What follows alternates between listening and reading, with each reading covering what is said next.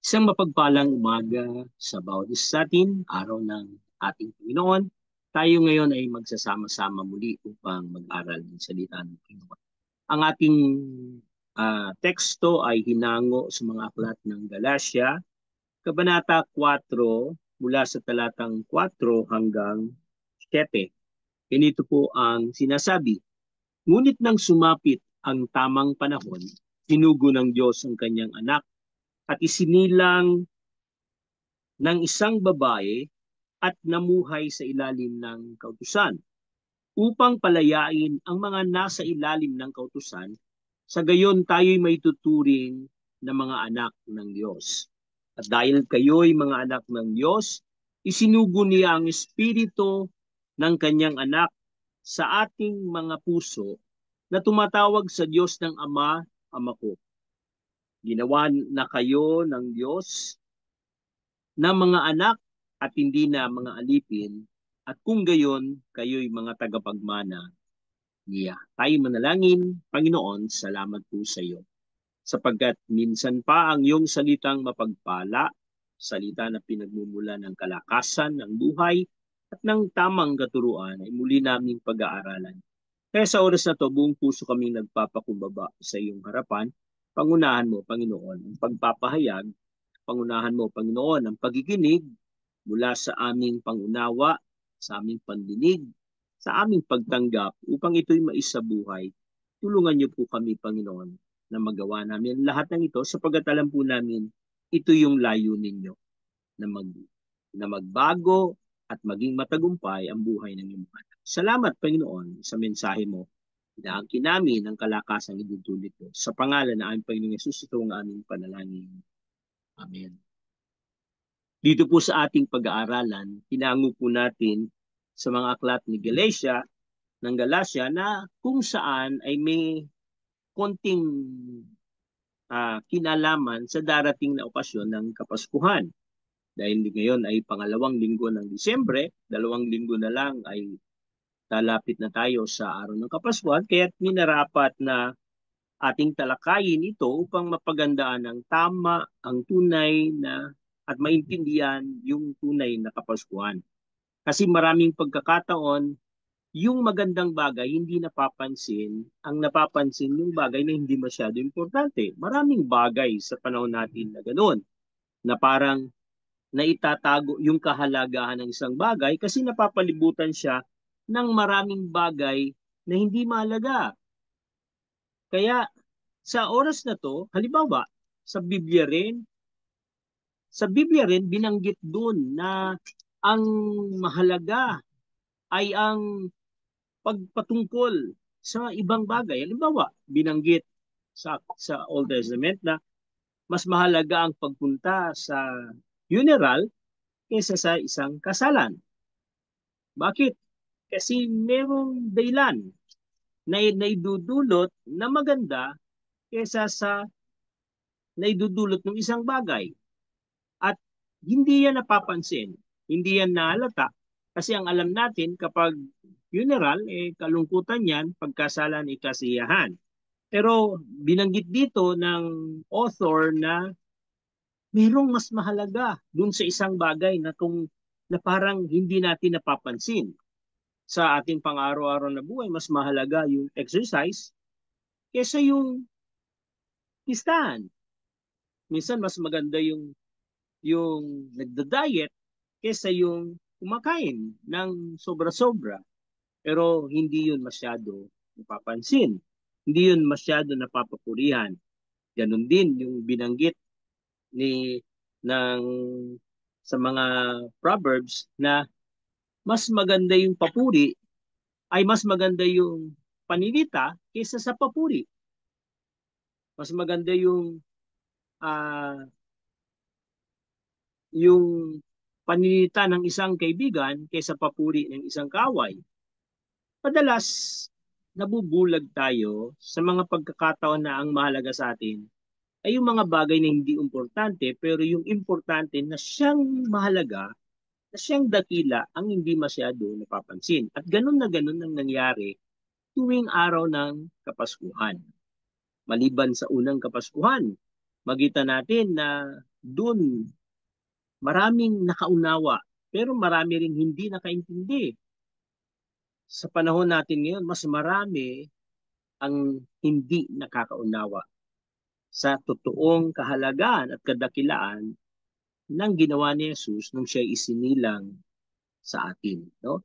Kaya ganun din, tuwing dagdaraos ang Pasko, mapapansin natin dito, ang mga bida yung mga figura na walang kinalaman dun sa tunay na Pasko. Una na lang, makita natin si Santa Claus ang laging nagiging bida. Si Santa Claus ang laging nangunguna pag-araw ng Kapaskuhan. Dito sa Pilipinas, mas nauna ngang ipinakita si Jose Marichan kaysa sa ating Panginoong Yesus, no? Na parang mas nabigyan ng importansya yung mga bagay na common at patuloy na binibigyan ng pansin. Pero sa ating mga Kristiyano, hindi lingid ang bagay na to kasi ang banal na spirito ang siyang nilagay ng Panginoon sa atin para maintindihan natin yung mga bagay na spiritual na mas mahalaga kaysa sa mga bagay na pisikal na siyang masyadong pinapansin ng mga tao. Kasama na dito pati ang okasyon. Di ba? Sa okasyon, mas nakapokus kung anong ihanda, kung anong isusuot, kung ano yung mga bagay na bibilin. Naging yung tawag na commercialism. No?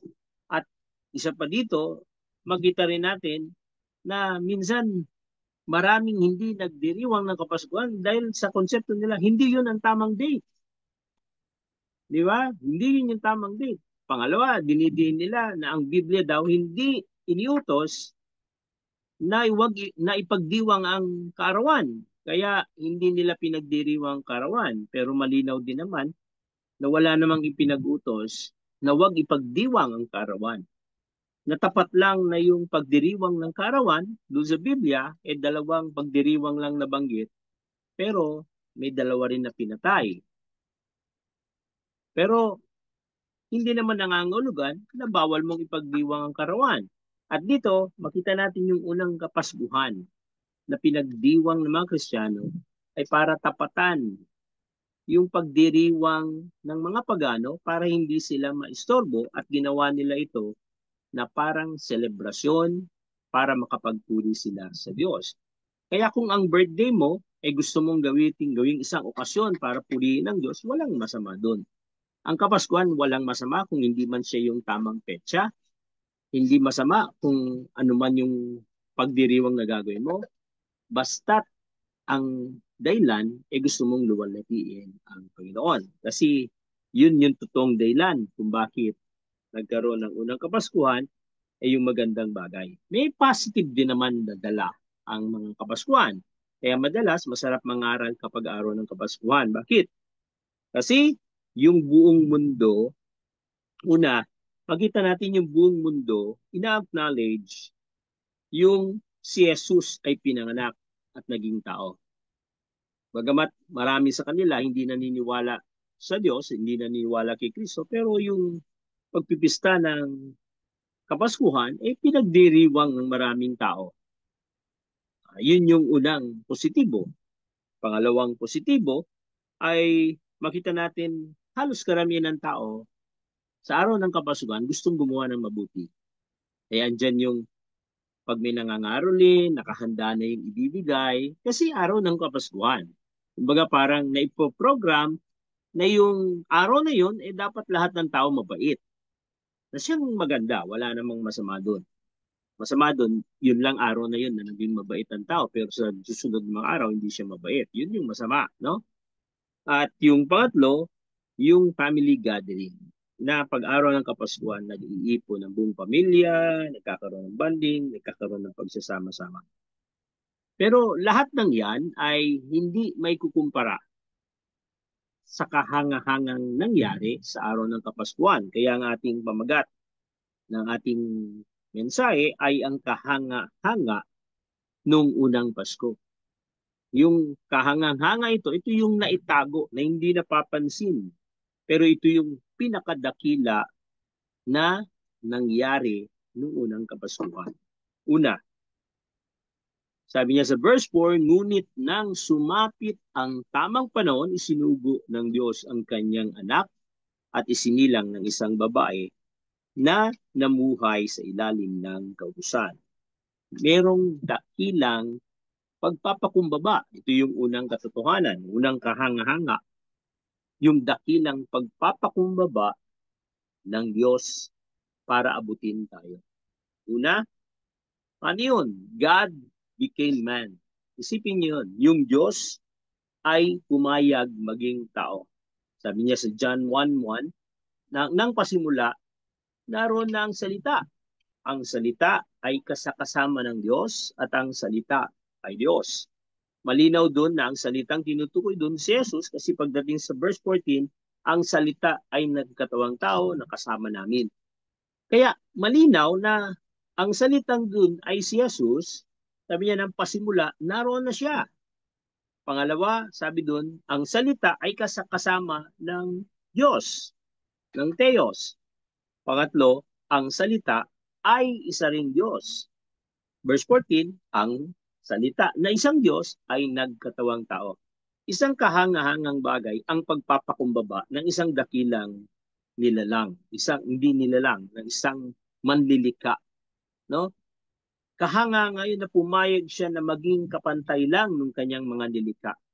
Bagkus mas mababa pa nga dun sa kanyang nilikha kasi nung isinilang siya hindi sa mayamang pamilya, hindi sa palasyo, kundi sa isang pamilya na siyang mahirap kay Mary at kay Joseph. Kaya ito'y napakadakilang pagpapakumbaba. Minsan tinanong ko na sa sarili ko, kung ang Diyos ang siyang nakakahawak ng lahat ng panahon at kontrolado niya lahat ng bagay, nakakaalam ng lahat ng bagay, bakit inabutan ng panganganak si Maria dun sa sabsaban? Kung ang Diyos ay alam niya lahat ng bagay, makapangyarihan, at sumasa lahat ng bagay, hindi mangyayari yun na aksidente. Kaya dahil doon, malaki ang katotohanan na yung pagsilang ni Jesus sa sabsaban ay sinadya ng may akda. Yung pagiging tao niya ay ginawa ng Diyos. Kaya nga, minsan nalilito yung tao na si Jesus ay hindi Diyos. Bakit? Kasi sabi niya, God made Jesus. Di ba?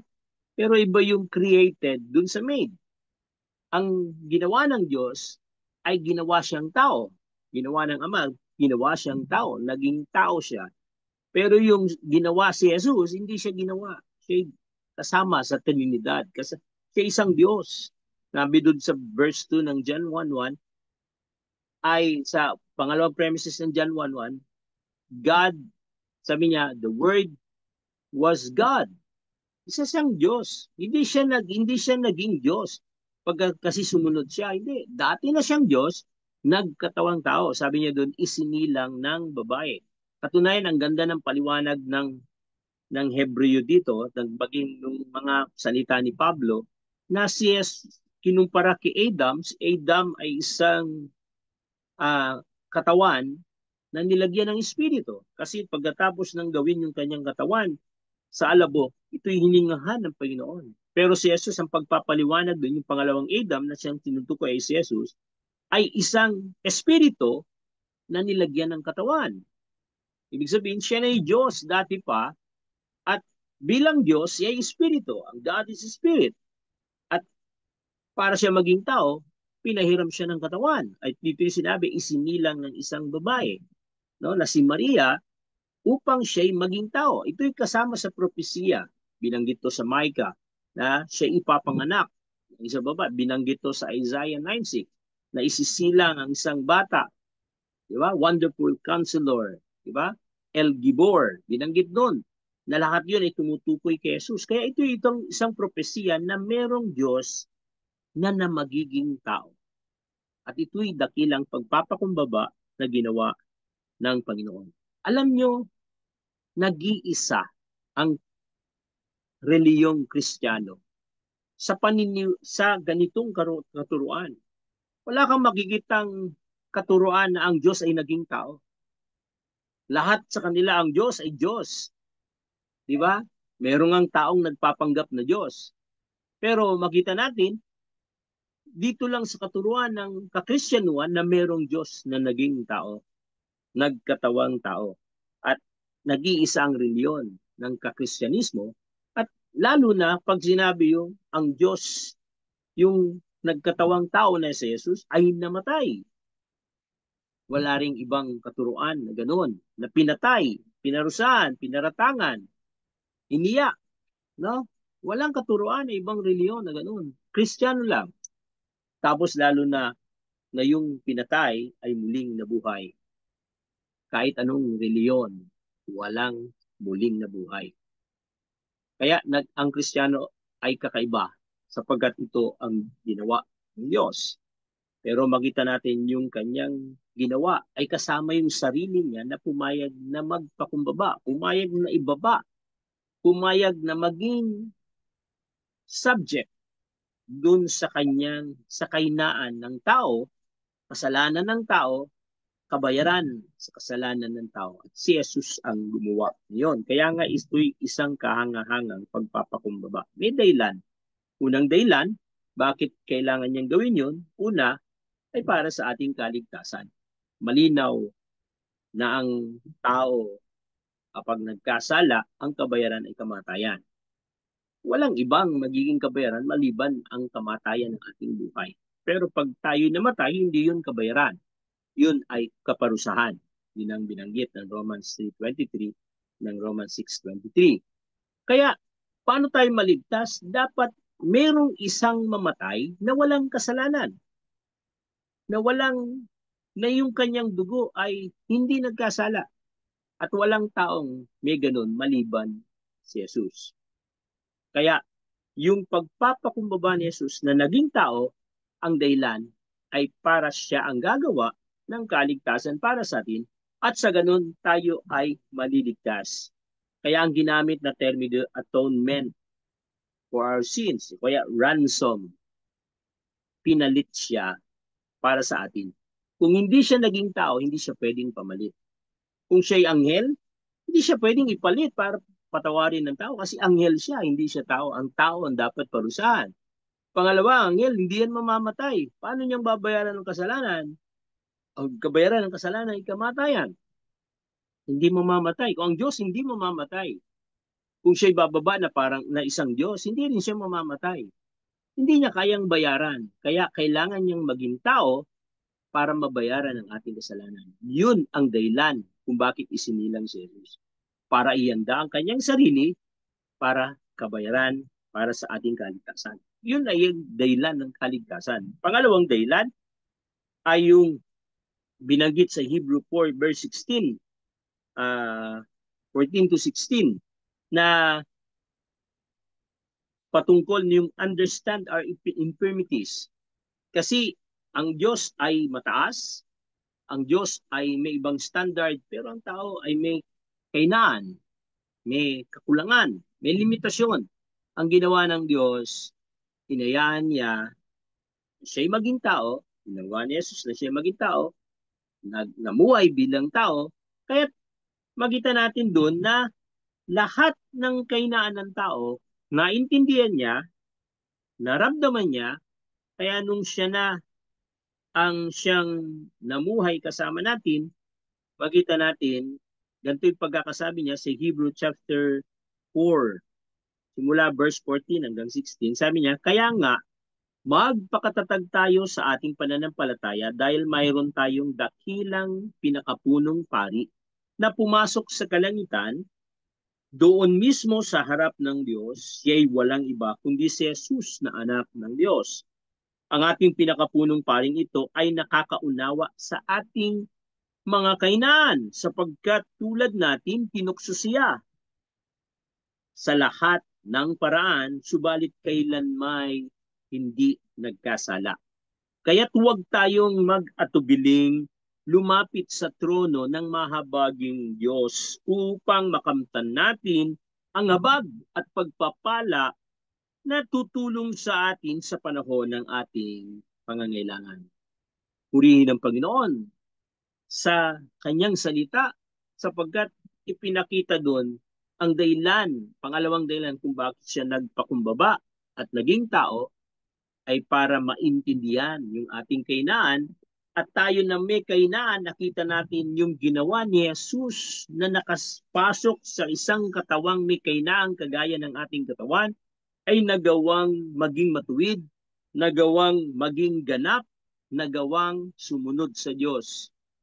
Na kontrol niya at na pagtagumpayan yung kahinaan ng kanyang katawan. Sa ganun, tayo na nakipag-isa kay Jesus, tayo na nanampalataya kay Jesus, ay ganun din.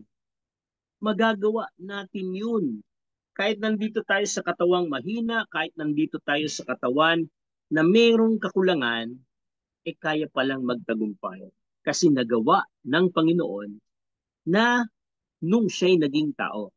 Kaya't salamat sa Panginoon, sabi niya, wag na tayong mag-atubili, lumapit tayo sa Panginoon. Kasi once na pumasok ang Panginoon sa atin, nangusap sa atin, pumilos sa atin, yung kanyang nagawa, magagawa natin. Yun yung dahilan kung bakit napakadakila nung pagpapakumbaba ng Panginoon. Yung pagpapakumbaba niya ay tinupad niya, nagsimula sa pagkakaroon niya ng tipanan mula kay Abraham na siyang nasa ating aral ng nakipagtipanan ng Diyos sa tao na siyang dapat hindi mangyari. Hindi kailangan sumumpa ang Diyos sapagkat siya'y tapat at siya'y nagmamayari ng lahat. Siya'y makapangyarihan, ang tao'y hindi makapangyarihan, ang taong nangangailangan, ibig sabihin, ang tipanan na ginawa ng Diyos ay unilateral. Walang anumang stress, opinion yung tao. Ang Diyos ang gumawa ng perfect na opinion, perfect na tipanan pagkatapos inalok sa tao.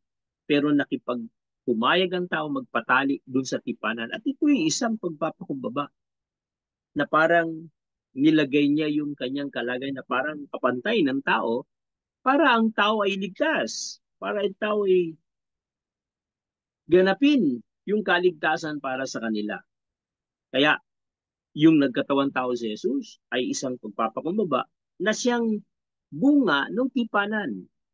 Ang Diyos ang unang bumaba para tayo abutin, kaya yung paraan para matupad ito ay isang uri ng dakilang pagpapakumbaba na ginawa ni Jesus para sa atin. Kaya ang kahanga-hangang nangyari yung unang Pasko, merong Diyos na naging tao, merong Diyos na nagpasakop sa lahat ng kautusan, merong Diyos na ipinanganak ng isang babaeng nasa ilalim ng kautusan upang tuparin yung lahat ng sinasabi ng kautusan at upang bayaran ang lahat ng kasalanan na nagawa sa kautusan at sa ganon tayo ay napalaya. At yun yung napakabuti at kahanga-hanga na nangyari noong unang Pasko. Pinanganak siya para tayo ay iligtas. Bagamat hindi pa yung Kapaskuhan ang nagbigay sa atin ng kaligtasan, pero yun yung unang katuparan ng pangako ng Diyos na bababa ang isang tagapagligtas para sa atin. Pangalawa, nakahanga-hanga, unang Pasko, ay yung dakilang pagbabagong dala. Mayroong dakilang pagbabagong dala nung bumaba si Jesus. Kaya makita natin, binago niya lahat mula sa pagiging Diyos, naging tao siya, isang dakilang pagbabago na nangyari na pumayag siya na tumungtong sa lupa bilang isang parang nilika o nilalang. Yung kanyang katuruan na ipinayag, sabi nga ng mga scholars, revolutionize the world. Bakit? Ba't world? Kasi mismong yung bayan niyang Judaism, gulat sila sa katuruan. Yung katuruan ng Judaism, binago lahat ni Jesus. Itinama niya, pero hindi niya tinanggal. Kung ano yung katusan ng Diyos, yun pa rin. Kaya lang yung paraan ng pagsunod ng mga Hudyo ay hindi sakto. Kaya nung bumaba si Jesus, sinakto niya ang pagsunod na naging kakaiba, nagkaroon ng dakilang pagbabago para sa mga tao. Yung isang Diyos na naging tao, naging servant, ay isang malaking pagbabago. No? Isang malaking pagbabago na siya ay uh, naging lingkod, naging alipin. Yung life giver na si Jesus, na siya ang buhay at siyang kaya niya itong ibigay at kaya niya itong bawiin, na siya mismo yung buhay na nagsabi ay nakaranas ng kamatayan. Isang dakilang pagbabago. Pumayag ang Diyos na pumasok sa isang malaking pagbabago, alang-alang para sa ating pagbabago. Kaya makita natin ang isang taong katulad natin na makasalanan ay biglang naging matuwid sa harapan ng Panginoon pagkatapos nating manampalataya. Yun yung justification. Binago tayo ng Panginoon dahil lang sa ating pananampalataya, dahil lang sa ating pagsunod sa Kanya. Kaya makita natin ang napakagandang ginawa ng Diyos nung unang Kapaskuhan na binigyan niya ang kanyang anak na si Jesus upang ganapin ang pagbabagong gagawin ng Diyos sa buhay natin. Pagamat ang lahat ng ito ay nangyari nung kanyang kamatayan, pero sabi ko nga kanina, ito yung unang hakbang para mangyari ang yung dakilang pagpapakumbaba niya ay tapos dun sa krus, yung kanyang ginawang pagbabago nung sa kanyang pamumuhay at sa kanyang pagtuturo, natapos nung tayo ay nagbago. Nung tayo ay nag-iba ng ating pamamaraan. Tingnan nyo yung katuruan. Bawa, patungkol dun sa enemy. Ang turo ng Biblia na siyang ginagawa pa rin ngayon ng mga Arab countries at maging ng Israel na ngipin sa ngipin. Di ba? Laman sa laman. Kita mo kung ano kung ilan yung namatay, dapat ganun din karaming matay. Gantihan. Pero sa turo ni Jesus, ibigin mo ang iyong kaaway. Deny your rights. Isang kakaiba, parang isang malaking kalugihan. Sabi niya, kung gusto mong yumaman, ibigay mo ang mga bagay na to. Kay pagpapalain. Gusto mong maging matagumpay, isuko mo yung buhay mo. Siyang baliktad. Binago niya. Pero makita natin, pag pumayag ka sa pagbabagong ginawa ng ating Panginoon, doon pa lang mangyayari yung tunay na pagbabago na hindi kayang gawin ng tao. At yung pagbabagong yun, nakita natin sa paraan kung paano ginawa ng Diyos na si Jesus ay nagkatawang tao. Kaya yung unang Kapaskuhan, yun yung panimula na mayroon babaguhin ng buhay sa atin. Maraming nagdiriwang ng Kapaskuhan, pero nakakalungkot, hindi nila naiintindihan ng dahilan ng unang Kapaskuhan, babaguhin ng Diyos ang buhay ng tao. At nawa, sa darating na Paskuhan, marami pang taong makarinig na si Jesus ang nagbabago ng buhay. Hindi siya parang janitor na tagapaglinis ng ating kasalanan. Hindi siya parang genie na nakapagbigay ng ating wish. Hindi siya bumbero na siyang in case of emergency, andiyan agad siya para tayo tulungan. Kundi siya'y isang katipan. Isang Diyos na katipan na handang maging bahagi ng buhay natin sa lahat ng oras, sa lahat ng panahon. Hindi lang sa oras ng pangailangan, kundi siya'y isang katipan na gustong makapasok sa buhay natin kasi gusto niyang baguhin yung buhay natin.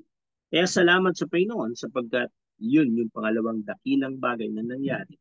Pangatlo, na siyang magkadulo, makita natin yung dakilang tipanan ay natupad. Ito yung dakilang katuparan ng tipanan.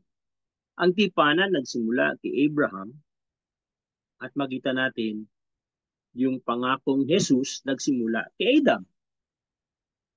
Nung nagkasala si Adam, nung pinarusahan yung babae, sinabi sa babae, ikay nahirapan sa panganak, magpapasakop ka sa lalaki. Nung pinarusahan yung lalaki, makita natin, sabi doon, ikay magpapagod, papawisan ka, yung lupa, sinumpa, tutubo ang mga tinik. Nung pinarusahan yung sabi, ikay gagapang, ikay kakain ng alabok, pero may binanggit doon. Ang iyong binhi at ang binhi ng babae laging mag-aaway, tutukain ng binhi mo ang sakong ng binhi ng babae at ang binhi ng babae ang dudurog sa ulo ng ahas, ng binhi ng ahas. Na ang tulad tinutukoy doon kundi si Jesus. Si Jesus ang sinabi agad ng propesiya na gagawa noon. Panahon ni Abraham, pagkatapos siyang piliin ng Diyos, sabi ng Diyos, mula sa iyong inapo ay darating ang magiging pagpapala sa buong mundo. Dahil sa kanya, maraming mundo ang pagpapalain. Si Jesus na naman ang tinutukoy noon.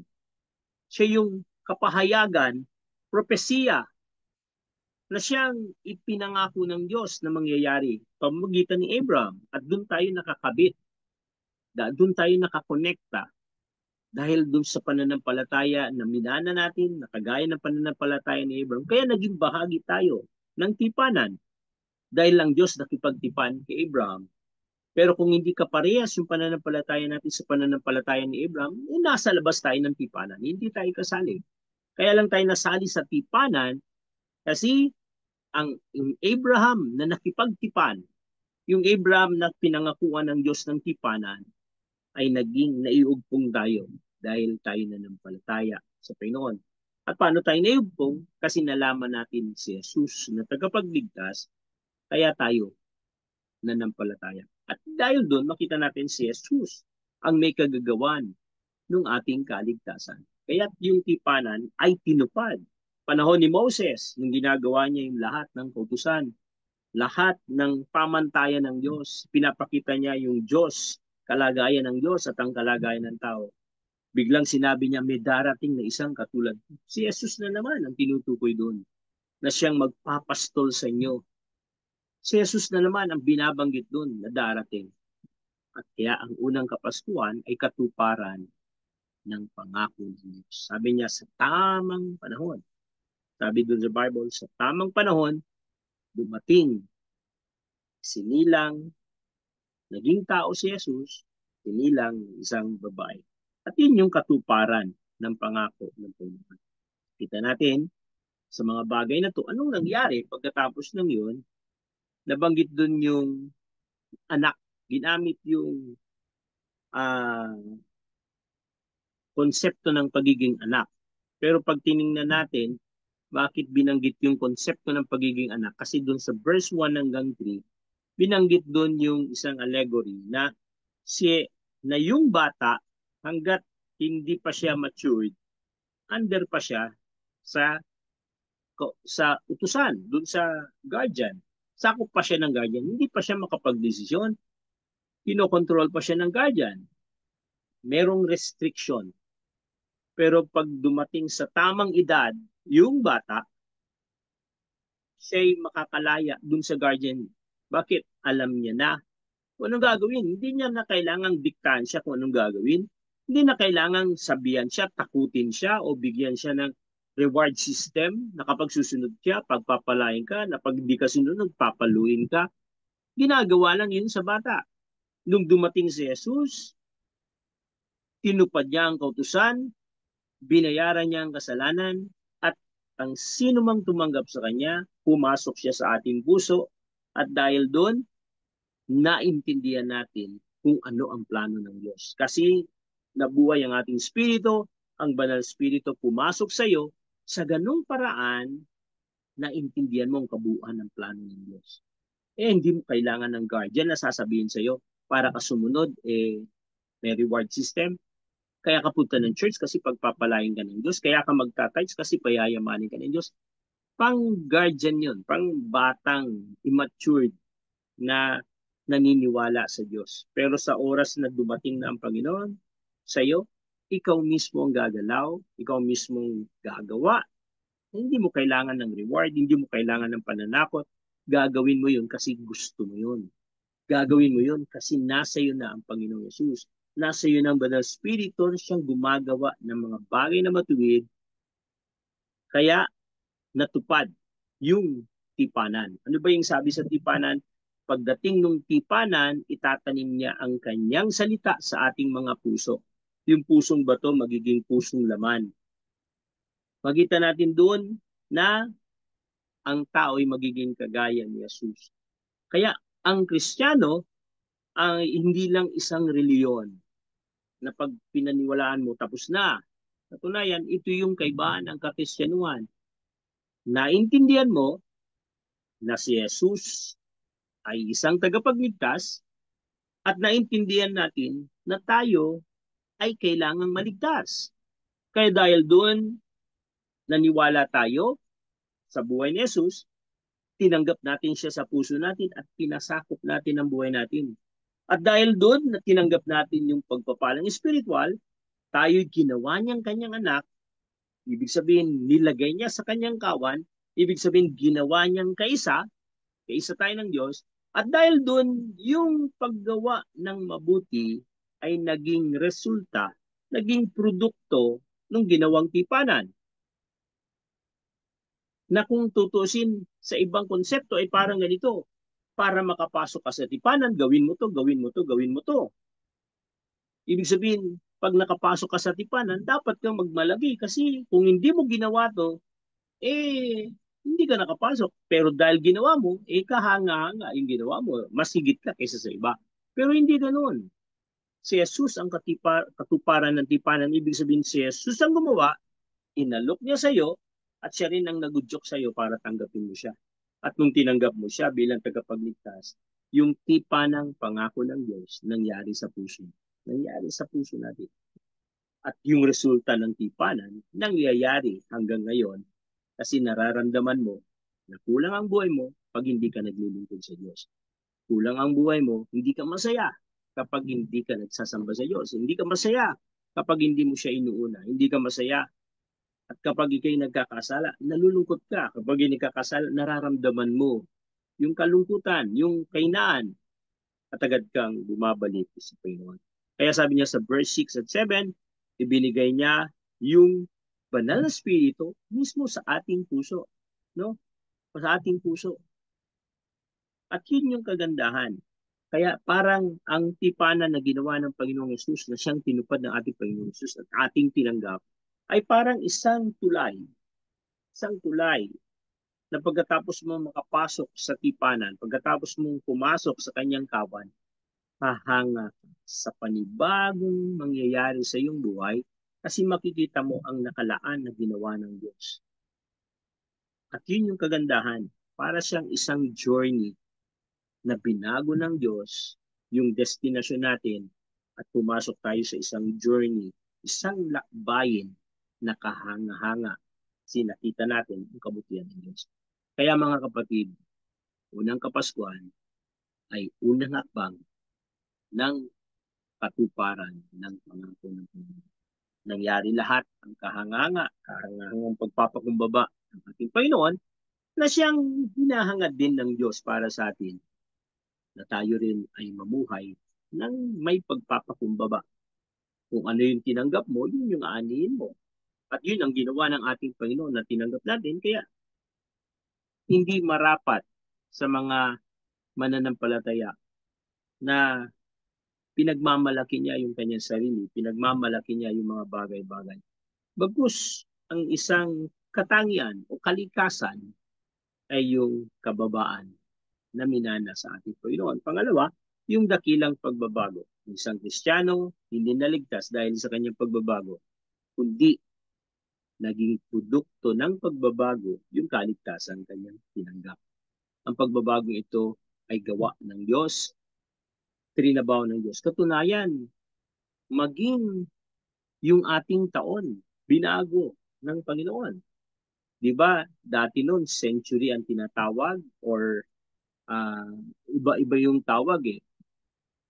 Nakalimutan ko na ibang term. Pero biglang yung Julian calendar tsaka Gregorian calendar, biglang pinalitan ng AD, Anno Domini, at ng BC, before Christ. Nung una tinanong sa akin yan, basta, bakit ba, ano ibig sabihin ng BC? Nung nag-research ako, nakita ko, merong isang monk na kinonekta niya yung year dun sa the day of the Lord. Lahat ng pangyayari kinonect niya sa day of the Lord kung kailan si Jesus ipinanganak. Dahil doon, inisa-isa niya bawat mangyari, ikinokonekta niya the day of the Lord.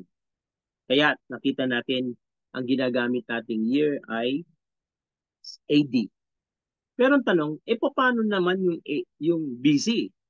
Ang ginawa lang ni-rewind at ginawa BC. hanggang nakarating sa creation. Kaya makita natin, maging yung ating taon, ginagamit ng buong mundo, bagamat hindi buong mundo naniniwala kay Jesus, pero maging ang mundo ng buong mundo, ang panahon ay ikinabit sa ating Panginoon. Kung yung mundo'y nagawang baguhin ng Diyos, yung buhay natin, imposibleng hindi kayang baguhin ng Diyos. Kung yung katuruan na bago ng Diyos, yung ating kaisipan, imposibleng hindi baguhin ng Diyos. Kung yung lahat ng kainaan ay nagawing kalakasan dahil sa Panginoon, yung ating kalugihan, yung ating kapamakan na palitan ng kaligtasan, natural lang na asahan ng Diyos na yung pamumuhay natin ay maging tuwid kagaya niya, maging mabuti. Mapansin natin yung mas mahalagang bagay kaysa dun sa hindi mahalaga. Kanina dun sa intro, minsan nabibigyan ng pansin yung hindi mahalaga at hindi nabibigyan ng pansin yung mahalaga. Sa panahon natin ngayon, dahil tapos natin makita na nakita natin mula sa isang pangyayari, yung mas mahalaga, hinangad din ng Diyos na sa buhay natin. Piliin natin yung mas mahalaga kaysa sa hindi masyado mahalaga. At isa pa, maintindihan natin lahat ng pangako ng Diyos nangyayari. Hindi usapan kung gaano kaba, hindi usapan kung kailan. Ang usapan sa tamang panahon, mangyayari ang plano ng Diyos.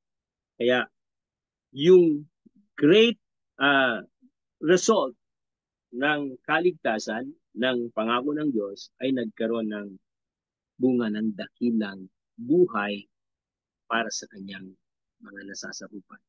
Kaya maraming salamat sapagkat merong Jesus na nag-alay ng kanyang buhay para sa atin. At ang buhay na to, na may kainaan, ay namumuhay na parang katulad ng aking Panginoon. Nagawa tama, namumuhay sa tama, niluluwalhati ang Diyos sa kanyang buhay. Nawa ang buhay natin ay maging ganito. Lalong-lalo na sa darating na Kapaskuhan, ihanda natin ang ating sarili. Panginoon, paano kung magiging makapaglingkod sa iyo sa langit? Paano kung makita na katulad mo na ang iniisip ay yung mga bagay ng kapuri-puri para sa iyo? Tayo'y manalangin. Aming Panginoon, salamat po sa iyo. Sa iyo po namin dinadalangin ang iyong pangunguna sa iyong mga anak.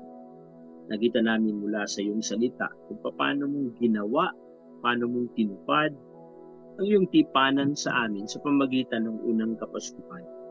Panginoon, hindi naisip ng tao ang ganitong paraan. Walang sino man ang nakagaya ng ganitong paraan. Ikaw lang, Panginoon. Salamat, yung kahanga-hanga mong paraan ay nagdulot ng kahanga-hangang pagbabago sa buhay namin. Kahanga-hangang kaligtasan sa buhay namin. Kahanga-hangang kapatawaran para sa amin. Salamat, Panginoon. Dalangin po namin maging kapalit nito ay ang kahanga-hangang paglilingkod para sa iyo. Makita ng tao ang buhay mo sa buhay namin. Basbasan mo, Panginoon, ang bawat isa sa amin ng mga anak mo, na bayan mo, na kabilang sa iyong kawan, na makita na ang kahangahangaming buhay ay bunga ng aming pakipagtipan upang sila rin naman ay magpasakop din sa tipanan na nais mo. Salamat, Panginoon, pagpalain mo ang iyong mga anak, basbasan mo ang bawat isa, tayo pong magpala sa pangalan ng na si Jesus, ito pong aming panalangin. Amen.